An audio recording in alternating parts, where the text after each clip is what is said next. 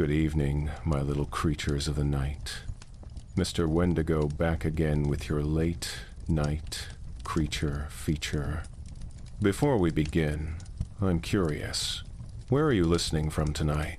Alone in your room? Driving through empty roads?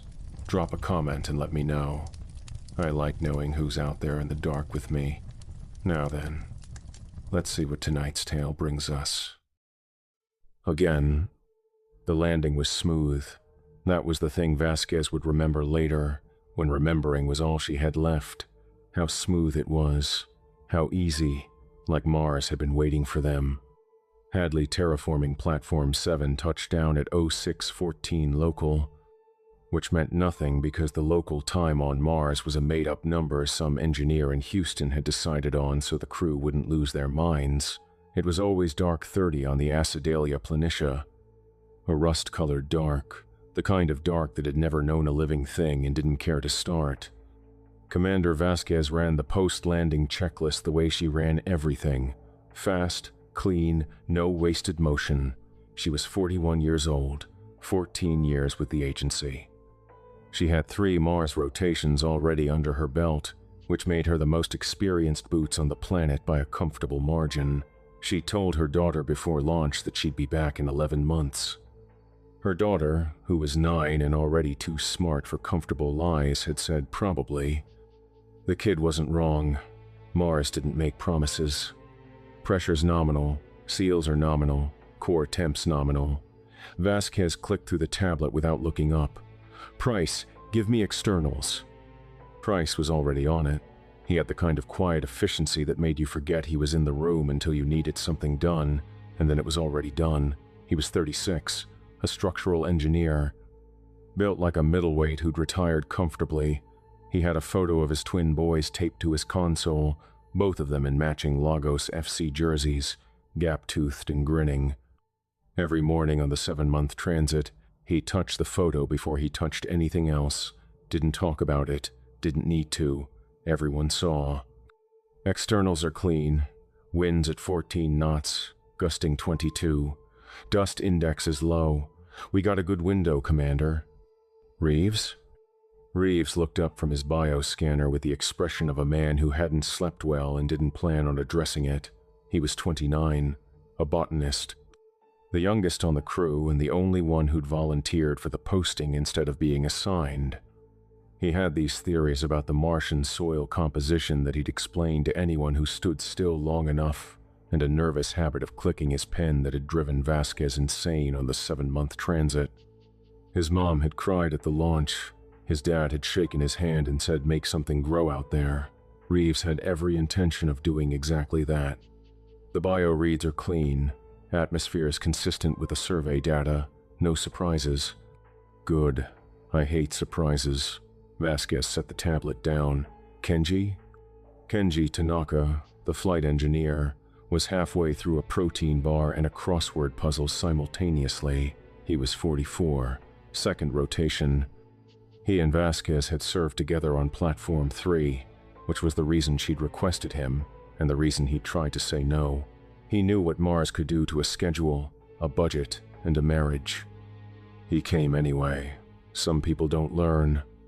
The engines are cold. Fuel cells are nominal. She's parked, Commander. Nowhere to go but out. Petrov, what's the ground telling us? Petrov didn't look up from his display. He was studying the subsurface sonar readings like they owed him money. He was 48, a geologist with more field time than the rest of the crew combined.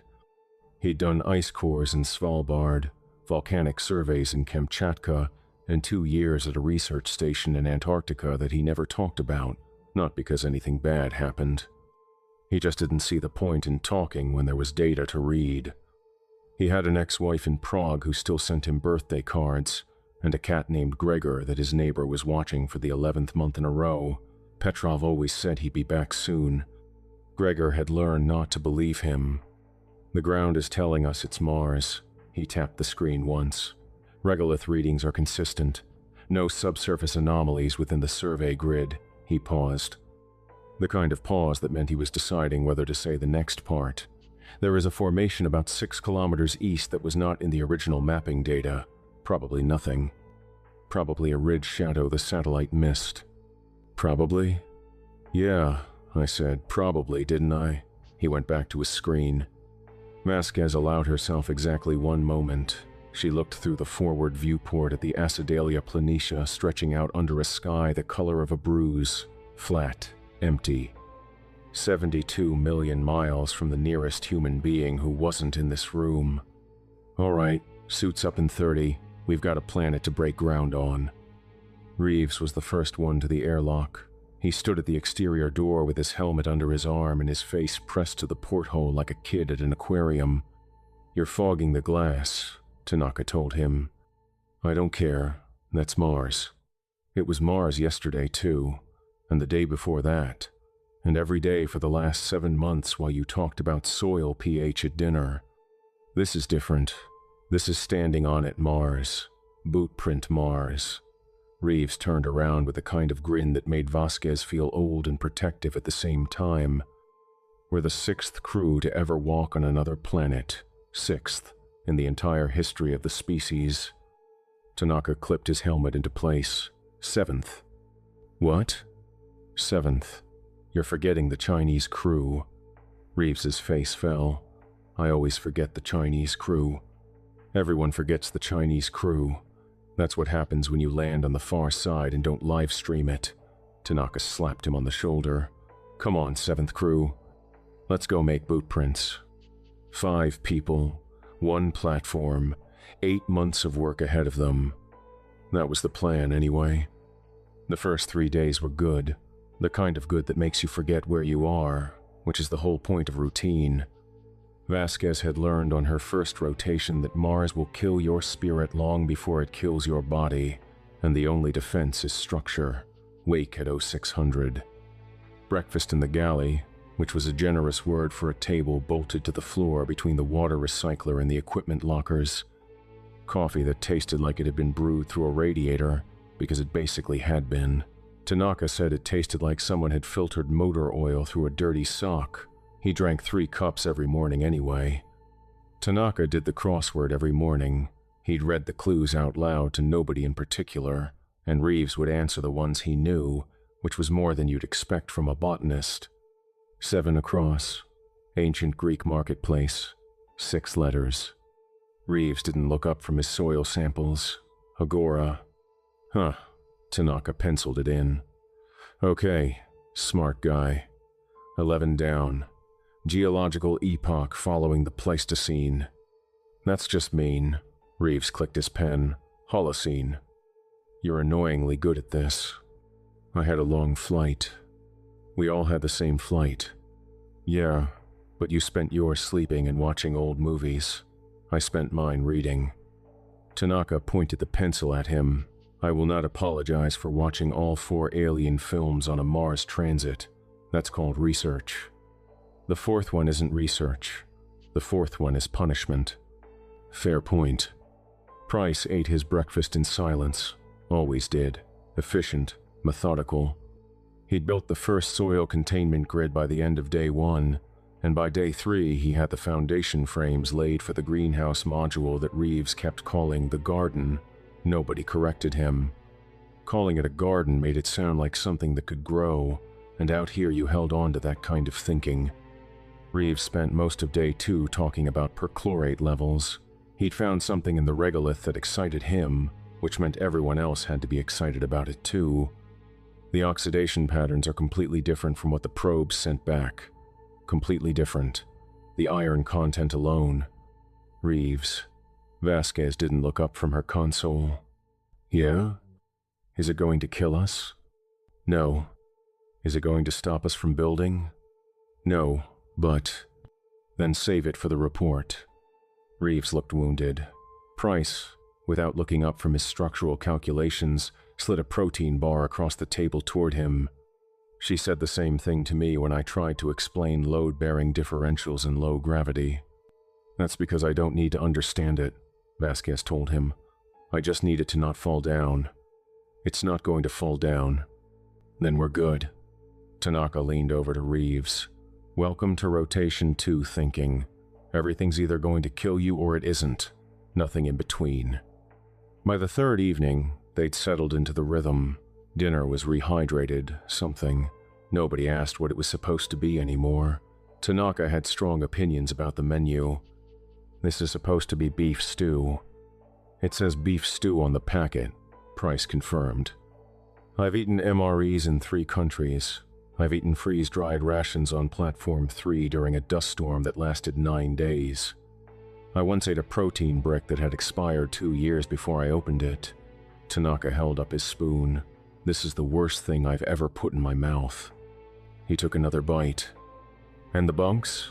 He continued, because Tanaka was the kind of man who, once started, needed to finish. Who designed these bunks? Was it a person? Did a human person lie down in one of these and say, "Yes, this is fine, send it to Mars"? You complained about the bunks on Platform 3 too, Vasquez reminded him. Those bunks deserved it. Petrov, from his console across the room, contributed his first non-work sentence of the day. The bunks are fine. Petrov sleeps on rocks for a living, Tanaka told Reeves. His opinion doesn't count. Petrov almost looked offended. Almost. In the evenings, Vasquez called her daughter. The 7-minute delay made real conversation impossible, so they developed a system. Vasquez would record a message. Her daughter would record one back. Little video letters that crossed 60 million miles of nothing and arrived slightly compressed and slightly pixelated and completely priceless. Mom, I got an A on my science project. It was about Mars. Mrs. Hendricks said I had an unfair advantage.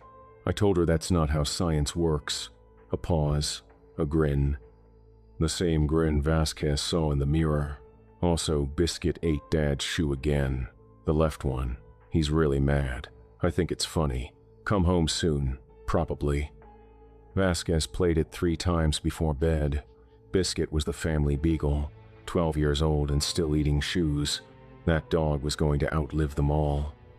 Tanaka had his own ritual. Every night after dinner, he'd sit in the observation alcove with the viewport open to the Martian sky and work on his crossword. He said the silence helped him think.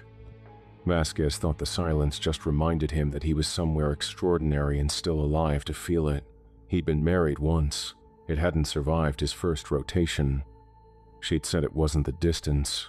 It was the look on his face when he came back, like part of him had stayed on Mars, and the rest of him was just visiting Earth until he could go back. Petrov worked. That was what Petrov did. He took soil cores. He ran subsurface scans. He cataloged mineral compositions with the quiet focus of a man who believed that rocks were more honest than people. On the second day, he mentioned the Eastern Formation again. It's not a ridge shadow. Vasquez looked up from her report. How do you know? Because ridge shadows don't have consistent density readings. He turned the tablet toward her. The sonar image showed a shape beneath the dust about 6 kilometers east. Oblong, dense, metallic. Could be a meteorite, Tanaka offered. Could be. Petrov took the tablet back. It's not. How do you know? Because meteorites don't have right angles. Vasquez stared at him for a long moment. Then she picked up the comm. Houston, Hadley 7. We've got a subsurface anomaly at grid reference East 14, requesting permission to survey. The reply came 7 minutes later, because that's how long it takes light to travel from Mars to Earth. 7 minutes of silence. 7 minutes of everyone pretending they weren't waiting. Hadley 7, Houston. Permission granted for survey. Standard EVA protocols. Report findings. Vasquez looked at Petrov. Take Reeves. Full suits, full comms, back by sundown. There is no sundown. It's Mars. Back by 1600, Petrov. He almost smiled. Almost. They found it at 1432, 6.3 kilometers east of the platform, half buried in the Martian dust like something the planet had tried to swallow and couldn't quite finish. It was a ship. Reeves saw it first because he was younger and his eyes were better and he was looking at the horizon instead of his scanner. He stopped walking. Just stopped, mid-stride, one boot still in the air. Petrov. I see it. That's a... Yes.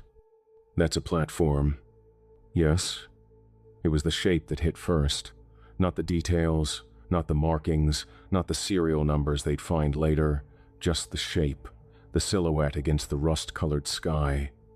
A shape they both knew instinctively, the same way you know your own house from the end of the street. Bone-deep recognition. Hadley terraforming platform. The same model, the same class, the same configuration.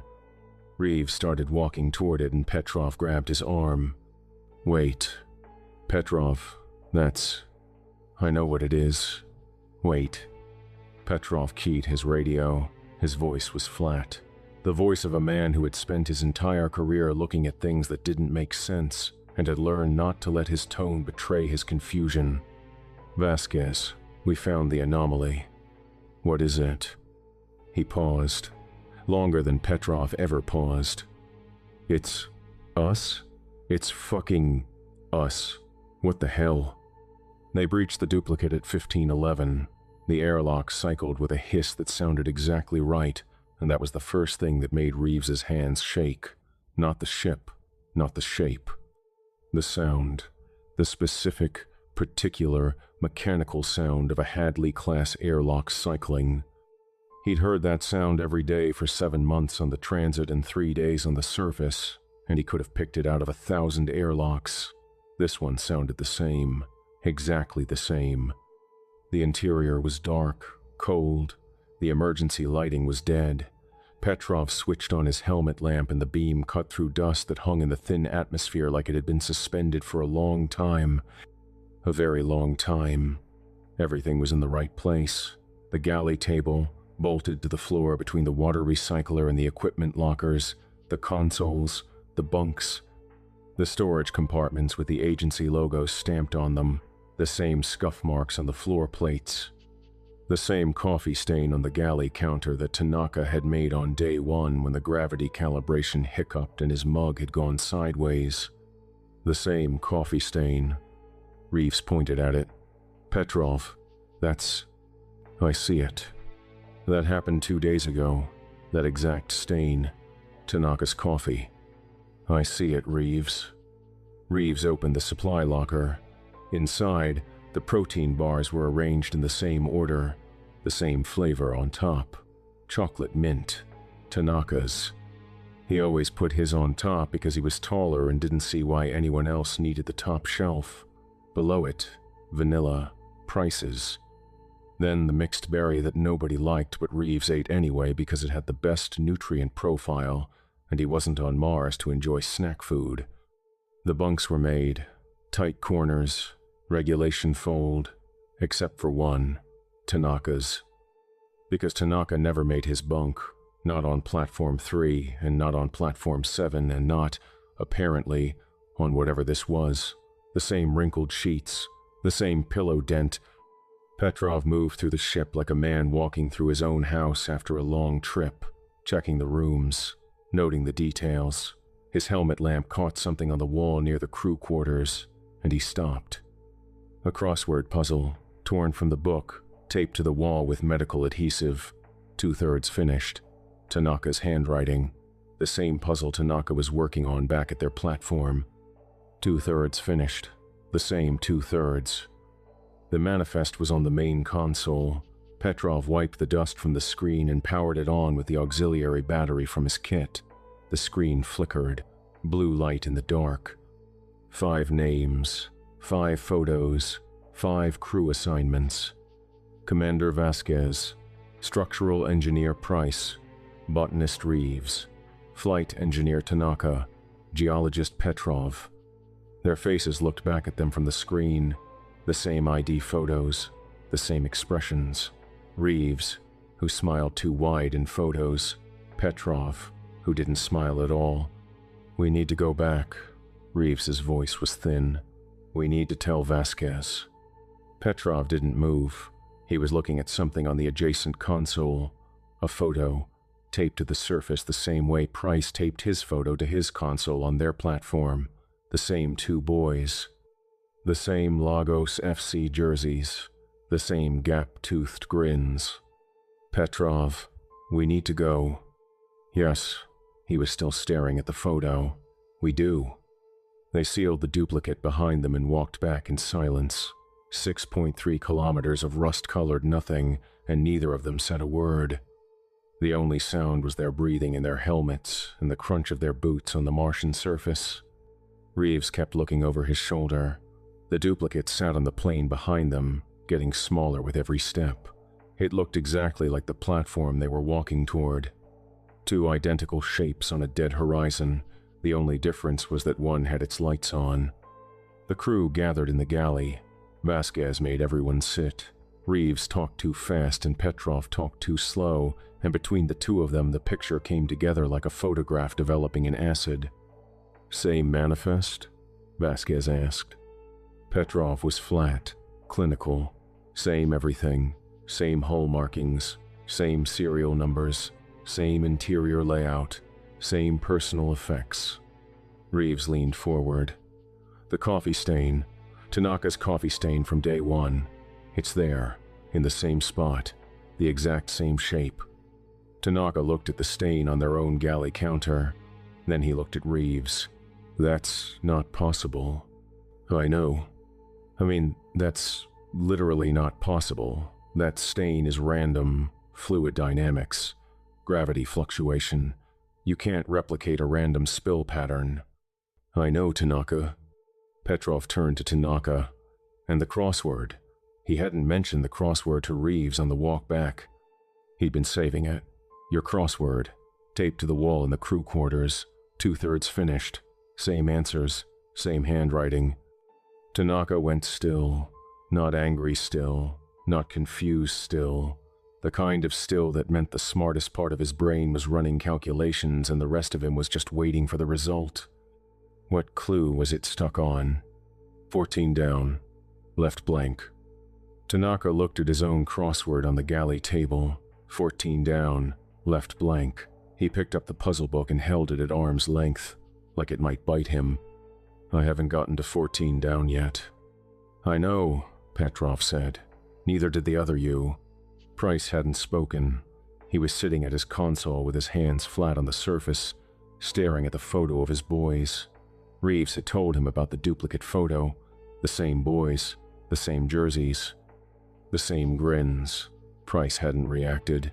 He'd just gone quiet, which for Price meant going from quiet to something deeper than quiet, something geological. Vasquez took a breath. Theories. Tanaka leaned back. "Backup platform. Same production line, same batch. Agency sent 2 in case the first one failed. Happens with satellites all the time. With our names on the manifest? Our photos? Preloaded. Standard crew package." "And the coffee stain?" Tanaka didn't have an answer for the coffee stain. "And the crossword," Petrov added. "And the bunk, and the protein bar arrangement in the supply locker." "Okay, I don't have an answer for any of it. I'm giving you what I've got. What you've got is denial. Not cruel. Just flat. Just Petrov." Tanaka rubbed his eyes. "All right then. What's your theory? You're the one who studies things that have been sitting around for millions of years." "I don't have a theory. I have data. The data says that ship has been there for approximately 7 months. It predates our arrival. It contains perfect replicas of our personal effects, our habits, and our biological signatures.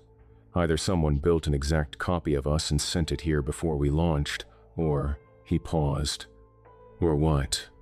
Or it is us, and we've been here before." Nobody spoke for a long time after that. Petrov spoke. "The dust accumulation inside the duplicate is consistent with approximately 200 days of exposure to the Martian atmosphere through micro-seal degradation. That platform has been sitting there for roughly 7 months." The room went quiet. 7 months, the exact length of their transit from Earth. Vasquez stared at him.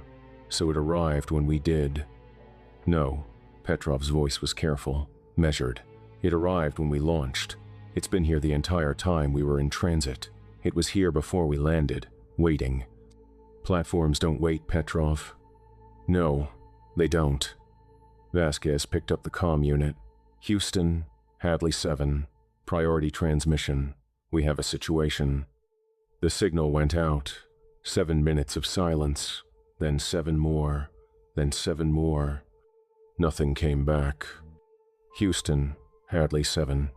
Do you copy? Static. Not the crackly, broken kind that means interference. The clean kind. The kind that means there's nothing on the other end. Like shouting into a room that has no walls. Tanaka checked the board. Comms are transmitting fine. Signals going out. It's just not arriving. Signals don't just not arrive. This one's not arriving. He ran the diagnostics twice. Green across the board. Antenna alignment. Signal strength. Frequency modulation. Everything was working. The message was leaving the platform and traveling at the speed of light in the exact direction of Earth, and then just stopping, or being absorbed, or hitting something between here and there that swallowed radio waves like the subsurface swallowed sonar. Petrov was already at his station. He'd pulled up the subsurface scans, the ones he'd been running since day one. He was overlaying them, day by day, watching the data shift. Commander? What? The anomaly I flagged. The one beneath the eastern formation. It's moved. Geological formations don't move, Petrov. This one has. He put the overlay on the main screen. Day 1, the subsurface mass was centered beneath the duplicate ship. Day 2, it had shifted half a kilometer west. Day 3, it was directly beneath their platform. It's under us, right now, and it's not rock. What is it? I don't know. The sonar doesn't bounce back. It goes in and it doesn't come back. Like the signal just keeps going. Like there's nothing to reflect off of. He paused. Or like whatever's down there absorbs it. The lights flickered. Not randomly, in a pattern. 3 quick pulses, a pause, 3 quick pulses, like a heartbeat. Like something testing the electrical system, tapping on the walls to see if they were hollow. That's the 3rd time today. Tanaka's voice was low. I know. The power cells are full. There's no reason for the lights to do that. I know, Kenji. Reeves was at his station. He'd been running soil samples since they landed, cataloging the mineral content and organic markers in the Martian regolith. Standard terraforming prep work. Boring work. The kind of work that was supposed to stay boring. Commander, the samples are changing. Changing how? The biological markers. They were inert on day 1, completely dead. Standard Mars. But the samples I pulled this morning, he turned his screen around. The graph showed a line that had been flat for 3 days and then spiked upward like a cliff face. They're responding. The organic compounds are reorganizing, reaching, growing toward the platform's heat signature like roots reaching for water. Mars doesn't have biology, Reeves. It didn't yesterday. He pulled up the microscope feed. On the screen, in the soil sample dish, something moved. Not bacteria, not microbes.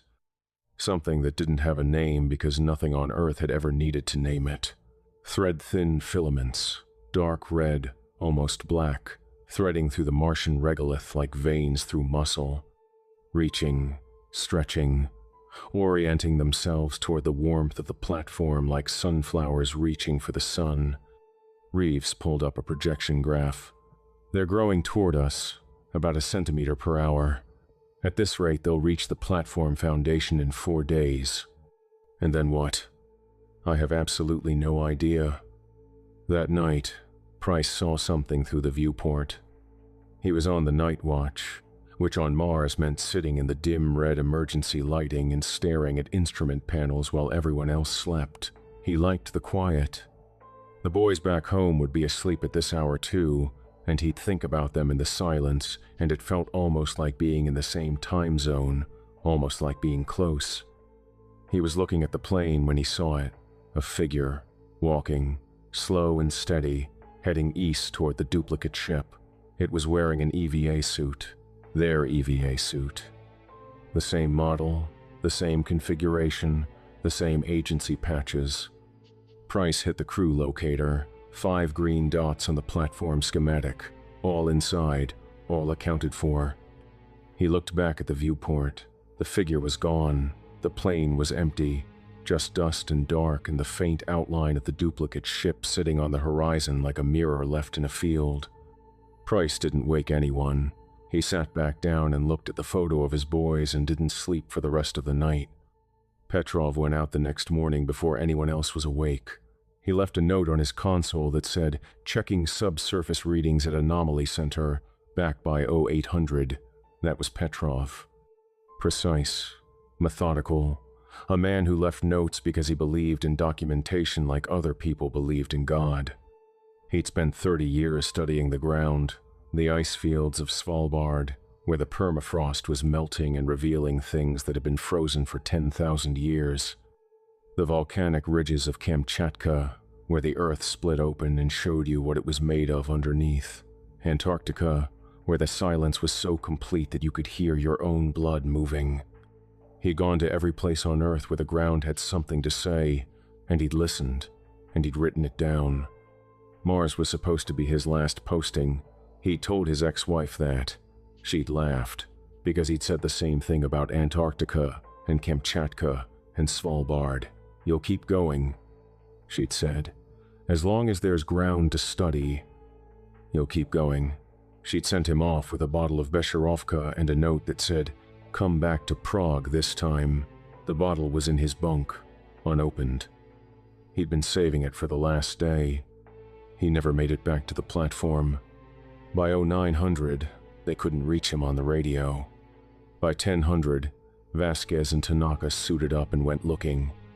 They found his suit at 1112. It was standing upright in the Martian dust, about 300 meters south of the duplicate ship, not collapsed, not lying on the ground like an empty suit should be. Standing, boots planted in the red dirt, arms at the sides, helmet sealed and visor clear. Empty. Vasquez walked around it twice.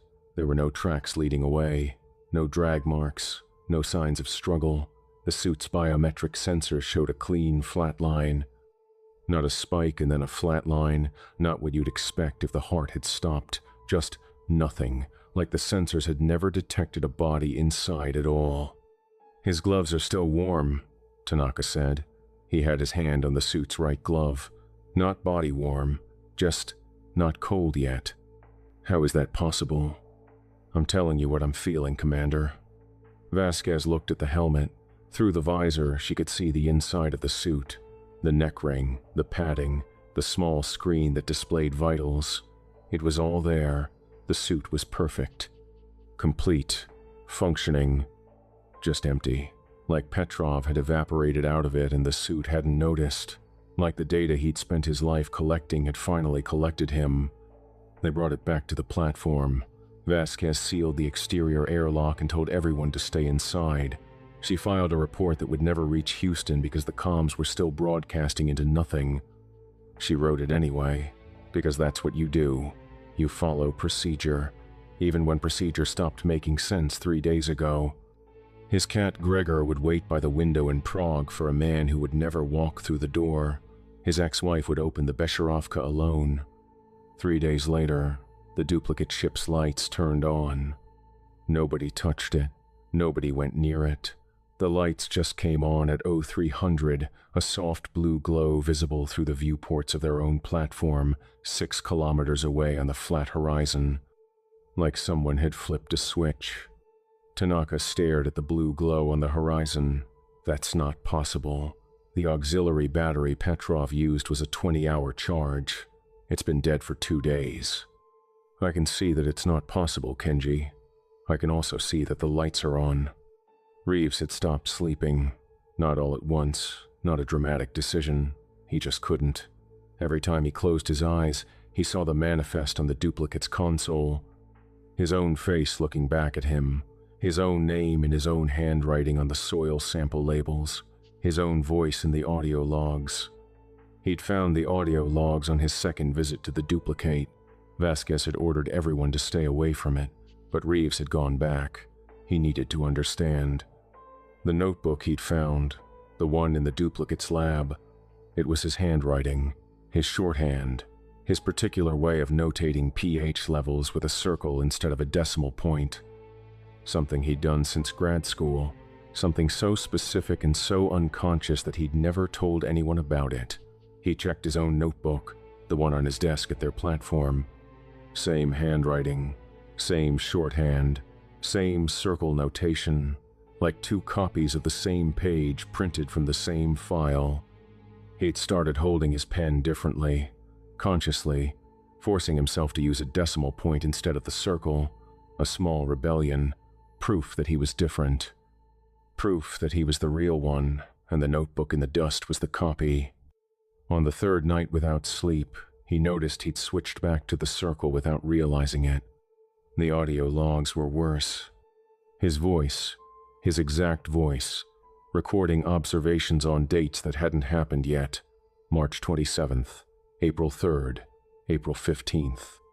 He was listening to himself describe soil samples he hadn't taken yet, results he hadn't analyzed yet, growth patterns in the Martian regolith that matched his own theories so precisely that he couldn't tell if he predicted them or if the recordings had planted them in his head. His future voice sounded tired, worn down, afraid of something it never quite named. The last log was dated April 19th, 2 weeks from now. The subsurface mass is at the platform perimeter. It knows we're here. It's always known we're here. I think it knew before we launched. I think it called us. I don't think this is the first time we've... The recording cut off mid-sentence, a burst of static, then nothing. Reeves played it 4 times. Then he sat in the dark of the duplicate's lab and listened to his own breathing and tried to figure out which version of himself was doing the breathing, the one in the chair, or the one on the recording, or the one that came before either of them. He'd carried his mother's basil seeds 72 million miles in his breast pocket. She'd packed them in a small envelope with a note that said, "Bring life to dead places." He took them out now and held them in his palm, small, brown, real, the most real thing on Mars. He started keeping a journal, writing down everything he did, everything he thought, every decision he made. If there was going to be another version of him after this, he wanted to leave better notes. He wanted to leave a warning. The problem with warnings is that they only work if someone believes them. Reeves's pen was clicking fast. I don't think we're the first crew. It was the 5th day after Petrov. They were in the galley. Vasquez was running diagnostics on the comm system for the 12th time. Tanaka was not doing his crossword. Price was looking at his photo. I think we've done this before. All of it. The landing, the discovery, the everything. I think the duplicate isn't a copy of our ship. I think it is our ship. From the last time. The last time, Vasquez repeated. The logs in the duplicate describe events that haven't happened to us yet, but they're described in past tense. By me, by my voice. Reeves's pen was clicking fast. What if the thing under the surface loops us? We land, we find the ship, we die, and it resets, plays us back, like a recording. People aren't recordings, Reeves. The suit was empty, Commander. Petrov's suit was standing in the dust with nobody in it. Where did he go? Nobody had an answer. If we're a recording, Tanaka leaned forward, then the duplicate crew was a recording too, and the crew before them, and before them. How many times? Price asked. It was the first thing he'd said in 2 days. I don't know. The formation's been here longer than the survey data. Could be years, could be longer, could be forever. Tanaka didn't say it like a joke. Reeves went outside on the 7th day. He didn't suit up properly. That's what Vasquez would write in the report that no one would ever read. Compromised seal on the left glove. The kind of mistake a 29-year-old botanist with no sleep and a crumbling sense of identity would make. Or the kind of mistake a man makes when he's not sure it matters anymore. She saw him through the viewport. He was walking east, toward the subsurface anomaly site, toward the spot where Petrov's empty suit had stood. His gait was calm, steady, a man on a walk. A man going to check on his garden. Vasquez hit the comm. Reeves. Reeves, stop. That's an order. He didn't respond. He kept walking. The red dust puffed around his boots with each step. Reeves, your left seal is compromised. You need to come back. Now. He stopped. For a moment, Vasquez thought he'd heard her, that he'd turn around. That the kid who'd volunteered for Mars because he believed he could make something grow in dead soil would remember why he'd come here and walk back to the airlock. He looked down at his feet. The ground was moving. Not shaking, not cracking, moving. The Martian surface beneath him was flowing like water running toward a drain. Red dust spiraling slowly inward, centripetal, gathering around a point directly beneath his boots. The surface dipped, gently. A shallow bowl forming in the regolith, smooth and precise, like a hand pressing into wet clay from underneath. Reeves didn't run. He watched it happen with the expression of a scientist observing a result he'd predicted. The ground opened, not violently, not with a sound. The surface simply parted, red dust flowing away from a darkness that was underneath. A darkness so complete that it didn't reflect his helmet lamp. Didn't reflect anything, a hole in the world shaped like an invitation. He went down. The ground closed over him in 3 seconds. Smooth, seamless. The dust settled back into place like water filling a footprint at the beach. By the time Vasquez reached the airlock, there was nothing to see. Just flat, empty Martian plain. Reeves had wanted to make something grow. His dad had told him to make something grow. His mom had cried at the launch and packed a small envelope of basil seeds in his personal kit, the kind she grew in the kitchen window, and he'd carried them 72 million miles in his breast pocket like a promise. The basil seeds were still in his bunk. Mars took him and left the seeds behind. It didn't want what he carried. It wanted what he was. Tanaka found the seeds that evening. He picked up the envelope and read the note inside. Bring life to dead places. He put the seeds back on Reeves's pillow and stood there for a while, in the empty bunk room, looking at the small brown envelope on the small white pillow. Damn it, kid, he said to nobody. He went back to the galley and picked up his crossword and didn't write a single answer for the rest of the night. The platform was dying. They could feel it. Not the systems. The systems were fine. Power, atmosphere, water recycling, all nominal. The platform was dying like a house dies when you know something is in the walls. You can hear the furnace running. You can see the lights are on. But the house isn't yours anymore. Something else is living in it. Price found Vasquez in the command module at 0200. She was staring at the comms board, broadcasting into silence, waiting for a response that was never going to come. Commander, what is it, Price? He sat down across from her. He moved like he always moved, deliberate, careful, like a man who measured twice. I went back to the duplicate. I ordered everyone to. I know. I went back. I needed to see the photo. Vasquez waited. The photo of my boys, the one on the duplicate's console. He was looking at his hands. Big hands. Engineer's hands. Steady hands that were not, at this moment, entirely steady. They're older, Commander, in the duplicate photo. Not by much. A year, maybe 2. They're wearing different jerseys. The new ones. The ones that came out after we launched. That's not. It is. It's real. I know my boys' faces. I know what they look like. And in that photo, they're older than when I left them. What are you saying? I'm saying that ship has been here longer than 7 months. The dust says 7 months.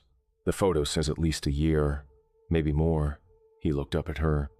Commander, I need to understand how a photo of my boys exists on a dead ship on Mars with them wearing jerseys that didn't exist when we launched. Vasquez didn't have an answer. I'm going back. I need to see it again. Price. I need to understand, Commander. I need to know if they're okay. If there's any information in that ship that tells me my boys are okay. She could have ordered him to stay. She could have physically blocked the airlock. She had the authority and she had the reason.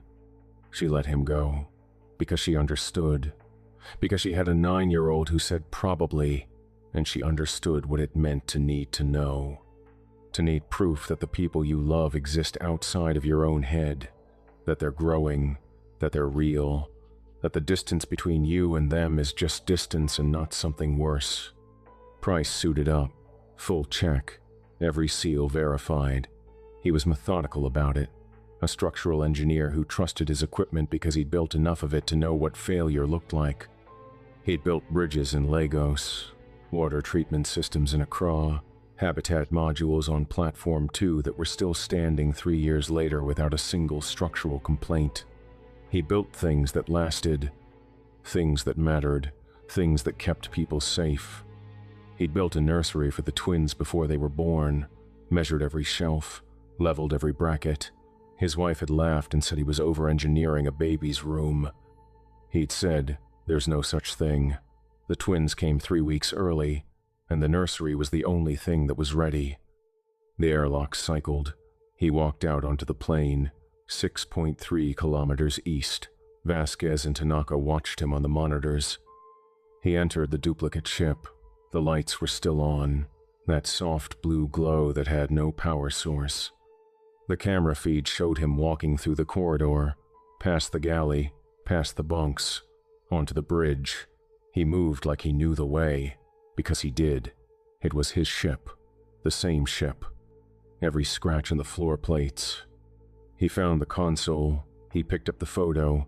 Vasquez could see him holding it on the monitor, staring at it, his helmet tilted down, both hands cradling the frame like something precious. He turned to face the camera. He was smiling, the kind of smile you see on a man who has found something he was desperately looking for. The kind of smile that has relief in it, and sadness, and something else, something final. He mouthed something. Vasquez couldn't read it. 2 words, maybe 3. The feed cut to static. When they breached the duplicate 40 minutes later, Vasquez and Tanaka found the bridge empty. The console was dark. The lights were off. Both photos were gone, the one from the duplicate, and when they checked back at their own platform, the one from Price's console, the tape was still there. The small rectangle of adhesive residue where the frame had been, but the photo of 2 boys in Lagos FC jerseys was gone, like it had never existed. Price was 36, a structural engineer who measured twice, a man who taped his boy's photo to his console every morning because it was the first thing he wanted to see and the last thing he wanted to lose. The platform felt quieter without him, not because he'd been loud, because the silence he left was a different kind of silence, the kind that has weight. 2 left. Vasquez and Tanaka sat in the galley, the same galley where 5 people had eaten breakfast 8 days ago, where Tanaka had read crossword clues and Reeves had clicked his pen and Price had eaten in efficient silence and Petrov had studied his data like it owed him money. The table felt enormous. Tanaka had tried to finish his crossword. He picked it up and looked at 14 down. The clue was repetition of a musical phrase, 8 letters. He knew the answer. He'd known it the whole time, he just hadn't wanted to write it. He wrote it now. Ostinato. He set the puzzle down and didn't pick it up again. Tanaka pushed his chair back. "We should leave." "And go where?" "The comms are dead. The shuttle's not rated for Earth return without a supply rendezvous. We'd run out of fuel 60 million miles from anything. Better than waiting to disappear. You don't know we'll disappear. 3 people, Commander. 3 people gone. No bodies. No explanation. Just empty suits and missing photos, and a ship that shouldn't exist." He wasn't angry. He was tired. The kind of tired that goes past the body and into the architecture of a person. Whatever's underneath us, it's going to take us too. You know that. She did know that. She'd known since Petrov's suit. Vasquez was quiet for a long time. "I keep thinking about my daughter." She hadn't planned to say it. It just came out. If we're a loop. If we've done this before. Does she wait for me every time? Does she get the call every time? We regret to inform you. Does she say, probably, every time I leave? Tanaka didn't answer right away. He looked at the coffee stain on the counter, at the crossword on the table, at the empty chairs. I think it matters, even if it's a recording, even if it plays 1,000 times. The moments are real while they're happening. Reeves really did want to make something grow. Price really did love those boys. Petrov really did trust the data more than people. He paused. You really do have a kid who says probably. That's real. For now. For now is all anyone gets, Commander. Loop or no loop. What's under us? She asked. Not Tanaka specifically. Just the room, the ship, Mars. Tanaka picked up Petrov's tablet. The subsurface scans were still running. The mass beneath them had grown, or risen, or both. What had been 600 meters down on day 1 was now less than 50. A shape that sonar couldn't map because the signal never came back. A shape the size of a lake. The size of something that had been sleeping underneath the Acidalia Planitia long before human beings had looked up at the red dot in the sky and wondered. Tanaka picked up Petrov's tablet. He was right. Petrov was right. It's been here the whole time. Before us. Before the surveys. Before anyone. And it loops. What does that mean? It means we're not the first crew. We're not the second crew. We might not even be the 100th crew. We land. We find the ship. We find ourselves. We die. And it starts over. Plays us back from the beginning. Same names, same faces, same coffee stain on the counter. He looked at the stain, Tanaka's stain, the one he'd made on day 1 when the gravity calibration hiccuped. Every time we land, there's a new ship on the plane. The last version of us. The last recording that finished playing. He set the tablet down. We're a loop, Commander. Not a crew. A loop. Vasquez felt it then, not on the surface. Deeper. In the substrate of the platform. In the vibration of the floor plates. In the hum of the recyclers. Something vast was pressing upward through the Martian crust like a sound too low to hear but too strong to ignore. The viewport cracked. Not shattered. Cracked. A single line that ran from corner to corner like a vein. Through the crack came something that was not light. It was not dark either. It had nothing to do with the spectrum. It was a presence that filled the room by removing the room, a quality of space that bent attention inward until looking at it felt like looking at the inside of your own skull. The Acidalia Planitia was named for a goddess of beauty and sorrow, and whatever rose from beneath it was neither beautiful nor sorrowful. It was patient in a way that made patience meaningless. It was vast in a way that made vast a child's word. It did not see them. It did not need to see them. They were already inside it. They had been inside it since before they launched, since before they were born, since before the species that bore them had crawled from the water and looked at the sky. They were a pattern. A rhythm, a frequency it returned to like a heartbeat returning to its resting rate. The loop was not malicious. It was not intentional. It was not anything that could be reasoned with or appealed to. It was a process, a function. The thing beneath Mars did what it did the way a star burns hydrogen, not because it wants to, because that's what it is. Tanaka understood first. It's not a loop. His voice was quiet. Certain. It's a recording. We're the recording. Every time it plays us back, we think it's the first time. He looked at Vasquez.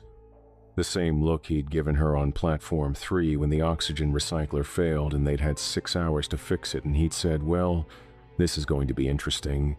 Calm. Resolved. The look of a man who had made peace with a bad situation. Break the record.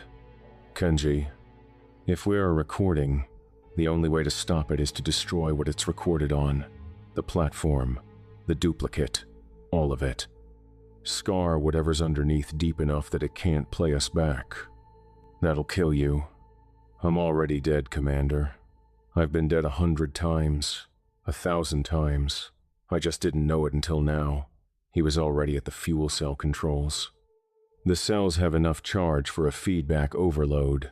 Not nuclear, but close. It'll crack the crust. It won't work. Probably not. He smiled. Not a brave smile. Not a reckless smile. The smile of a man doing his crossword on a ship that shouldn't exist on a planet that kills everything it touches. The smile of a man who came to Mars knowing what it could do and came anyway because some people don't learn. I said probably. He pulled the crossword book off the table, tore out the unfinished puzzle, folded it once, creased it sharp, and put it in his breast pocket. What are you doing? Taking it with me. If I'm going to be a recording, I want to be a recording that finished the puzzle. He paused. Even if nobody ever plays it back. He initiated the overload. The alarms hit immediately. Red lights, compression warnings, fuel cell temperature climbing. The platform began to vibrate, a deep harmonic tremor that rattled the floor plates and made the coffee stain on the galley counter ripple like it was alive. Go. He was already pointing toward the airlock. The duplicate systems are live. It's flight ready. I don't know how and I don't care. Take it and go. Kenji. That's an order, Commander. You outrank me, but you don't outrank physics. You've got about 4 minutes. You don't get to give me orders. Consider it a suggestion from a friend. His voice was steady, the voice of a man who decided. Platform 3, remember? The recycler? We had 6 hours and no manual and we fixed it anyway. You asked me how. I said same way you fix anything. You try something and you don't stop until it works or you run out of time. He looked at the fuel cell readings, climbing. I'm out of time, Commander, but you're not. Vasquez ran. Behind her, the platform shook. Tanaka stayed at the console. He was 44 years old. Second rotation. He had an ex-wife who told him Mars wasn't worth it and she'd been wrong and right at the same time. He had no children.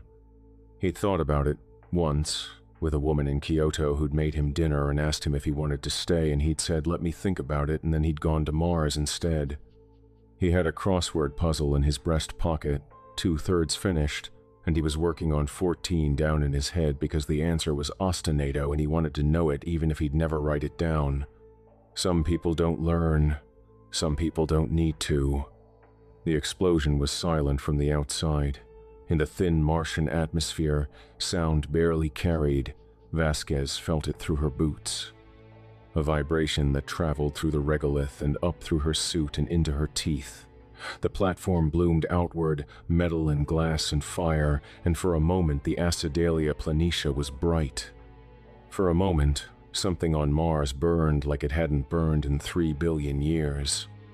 Then the dust moved. The same centripetal flow she'd seen take Reeves. The crater that Tanaka's explosion had carved into the surface began to fill. Dust flowing inward, smoothing, settling. The debris sank. The fire went out. The Martian surface healed itself in a slow, smooth wave that took less than a minute. When it was done, the plane was flat again. No crater, no debris, no sign that Hadley terraforming Platform 7 or Kenji Tanaka had ever existed. The duplicate ship was untouched, lights on, engines warm, waiting. Vasquez boarded. She sealed the airlock. The hiss of the cycle was the same sound, the same ship, her ship. The ship she'd flown in on, or the ship she died in before, or both. She walked through the galley where the coffee stain was on the counter and the crossword puzzle was on the table, 2/3 finished, 14 down, filled in now, ostinato. She didn't know how she knew that.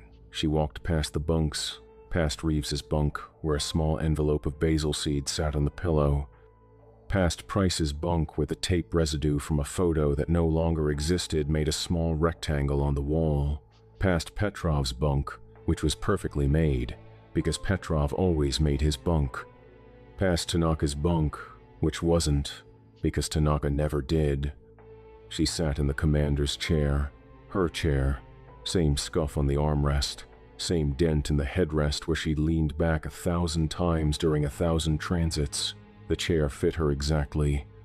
Every curve, every angle, worn to her shape after 7 months of sitting in it.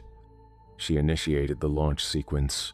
The engines fired, the platform, the duplicate, the ship that shouldn't exist and did and always had, lifted off the Martian surface and climbed into the bruised sky. Mars got smaller in the viewport. The Acidalia Planitia shrank to a rust-colored smear, then a dot, then nothing, just black. The deep black of interplanetary space where the stars don't twinkle because there's no atmosphere to make them dance. They just burn, steady and cold and impossibly far away. Vasquez sat in the silence and breathed. The recycler hummed. The instrument panels blinked. Everything was nominal. Everything was functioning exactly as it should. She opened the comms. Houston, Hadley 7. Do you copy? Static. 7 minutes of it. The longest 7 minutes of her life, which was saying something because the last 2 weeks had been composed entirely of long minutes. Then, a voice, clear and professional and human. Hadley 7 Houston, we have you on trajectory. Welcome home, Commander. It's good to hear your voice. She closed her eyes. She breathed out. The ship hummed around her like a heartbeat at rest. She didn't look at the console to her right, where a photo of 2 boys in Lagos FC jerseys was taped to the surface. She didn't look at the crossword book on the galley table. She didn't look at the basil seeds on the pillow or the perfectly made bunk or the scuff marks on the floor that matched the scuff marks on every Hadley platform she'd ever stood on. She didn't look. The landing was smooth. That was the thing Vasquez would remember later, when remembering was all she had left. How smooth it was. How easy. Like Mars had been waiting for them. Hadley terraforming Platform 7 touched down at 0614 local, which meant nothing because the local time on Mars was a made-up number some engineer in Houston had decided on so the crew wouldn't lose their minds. It was always dark 30 on the Acidalia Planitia. A rust-colored dark.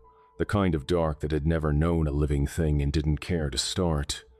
Commander Vasquez ran the post-landing checklist the way she ran everything. Fast, clean, no wasted motion. She was 41 years old, 14 years with the agency. She had 4 Mars rotations already under her belt, which made her the most experienced boots on the planet by a comfortable margin. She told her daughter before launch that she'd be back in 11 months. Her daughter, who was 9 and already too smart for comfortable lies, had said probably. The kid wasn't wrong. Mars didn't make promises. Pressure's nominal. Seals are nominal. Core temp's nominal. Vasquez clicked through the tablet without looking up. Price. Give me externals. Externals are clean. Winds at 14 knots. Gusting 22. Dust index is low. We got a good window, Commander. Raves? The bio reads are clean. Atmosphere's consistent with the survey data. No surprises. Good. I hate surprises. Kenji? The engines are cold. Fuel cells are nominal. She's parked, Commander. Nowhere to go but out. Petrov, what's the ground telling us? The ground is telling us it's Mars. Regolith readings are consistent. No subsurface anomalies within the survey grid. He paused. There is a formation about 6 kilometers east that was not in the original mapping data. Probably nothing. Probably a ridge shadow the satellite missed. Probably? I said probably. Vasquez allowed herself exactly 1 moment. She looked through the forward viewport at the Acidalia Planitia, stretching out under a sky the color of a bruise. Flat. Empty. 72 million miles from the nearest human being who wasn't in this room. All right. Suits up in 30. We've got a planet to break ground on. 5 people, 1 platform, 8 months of work ahead of them. That was the plan, anyway. Well, boys and ghouls, that wraps up another terror-ific tale from the vault. Poor Vasquez. 3 rotations, Or 4 rotations. Who's even counting anymore? Not her, that's for sure. She doesn't remember a thing. None of them do. That's the beauty of it, really. You can't mourn what you don't know you've lost. Oh, so sad. So damn tragic. What a loss. Or not. Just how we fucking love it. Hit that subscribe button. New creature features drop every day at 8 p.m. Central, and trust me, tomorrow's even nastier. Leave a like if that ending made you rewind to check the rotation number, and drop a comment. Where are you watching from? What do you think? Is this Vasquez's 4th loop? Her 40th? Her 400th? And here's the real question. How would she know? I'm always hunting for the next nightmare. And remember, if you ever get the chance to visit Mars, maybe check the survey data twice. Make sure there's nothing 6 kilometers east that the satellite might have missed. Because the Acidalia Planitia is real, kiddies, and they really are planning to go there. Until next time, kiddies, keep your fires burning and your eyes on the stars. This has been your late night creature feature. I'm Mr. Wendigo. And hey, look on the bright side. At least the crew gets to keep doing what they love. Landing on Mars, running diagnostics, drinking bad coffee, doing crossword puzzles. Over and over and over, forever. Most people only get to live their dream once. Vasquez gets to live hers an infinite number of times. She just doesn't get to remember any of them. Sweet dreams, kiddies. Sweet dreams.